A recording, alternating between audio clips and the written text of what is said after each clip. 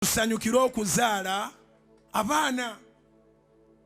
Abaana kirabo kiva eri Katonda. Abantu bangi mu nsi abanoonya ezzadde ne libula. Gwe bw'oba omulina wadde baakukwata bukwasi, baakukwata okyalina emyaka 11, kaakati oyina emyaka 25, omwana mwenkana obuwanvu, mwana wo sonyiwa. Omwana actually tomuyingiza mu bintu ebyo, naye sonyiwa oli eyakukwata. Naye okusingira ddala yagala omwana wo, ate n'omwana wo tomuwa sitole zitamuzimba. Tomugamba ogwo ogusajja ogulaba gwankwata bukwasi, yandibadde taatawo naye yankwata, kati bayakwata n'afuuka ki? Era asigala taata we.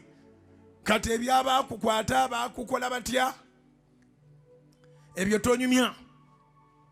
Mufube okulabika nti muzimba abaana, temubayingiza mu katemba ow'okubanga babakwata bukwasi, tebabalabirira, takuwangayo wadde 10, takolanga ki.